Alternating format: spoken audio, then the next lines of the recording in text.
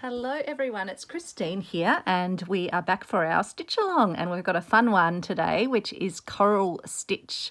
So I've picked out some nice wavy watery inspired fabric from my scrap fabrics from the reverse art truck. I put it just in this little hoop to make it sort of easier for you to see as I stitch, and I decided that I'd do my coral stitch for the actual name piece. Generally they suggest in the book just to do a row from right to left or down a row towards you, but it is definitely doable around curves. So if you're starting out, you might want to start just with a line, but I'll show you how it works on the curves. So I've got my piece of thread, which I've already been working with, but if you're starting out, just put a knot on the end of your thread and then pop your needle out. And you'll want to work, from right to left. So you'll orientate it so that you can do that. So pop it out and then lay your thread in the direction that you are going to be stitching. So in this case, laying it down this way. And then take your needle in just slightly, like a couple of millimeters along the line and slightly above the piece of thread. And then pop your needle out slightly below. So you're really just pinching the fabric and then pull it through and it will form a knot. So as long as you're always holding on to your thread this way, you'll always have a loop of thread underneath, and then you go in and just slightly pinch the fabric either side of where the thread is, and then you pull it through and you'll get your little coral knot. So again, just going forward, putting it into the fabric and out of the fabric, and then pulling it through and you get your knot. When you're going around a curve, you'll want to put a knot in there just to hold it, make sure it stays in place. So let me just hold it down, put that little knot in, and that will just help us get around the curve and get the shape. So as you can see, I'm turning it as I go, and I'm just going to let my thread just take a bit of tension out of itself.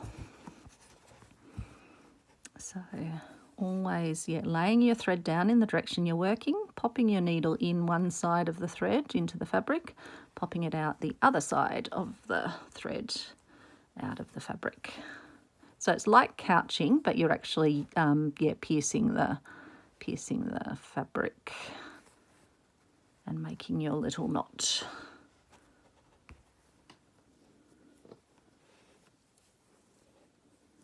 So it's really a knotted version of couching.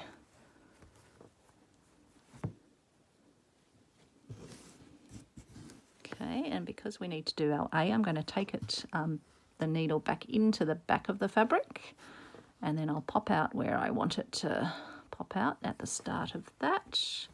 And then I'll orientate it so I'm working right to left. So I'll lay my thread across the middle, and then I'll pop a little ways along the line and put that first knot in there. So let's just do that. Sometimes it's hard just to catch enough of the fabric, but not too much.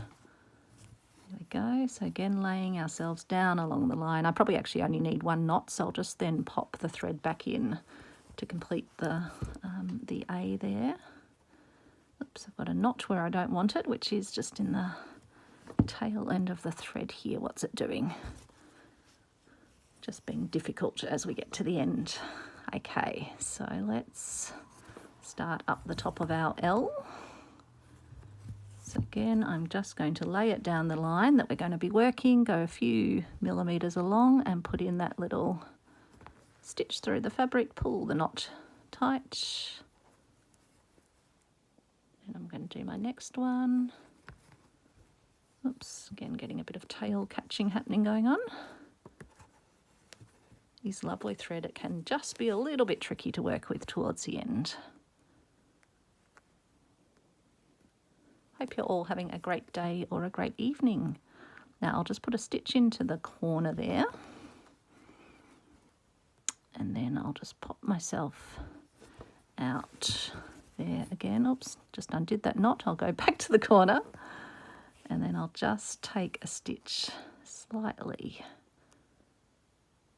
out of a different hole,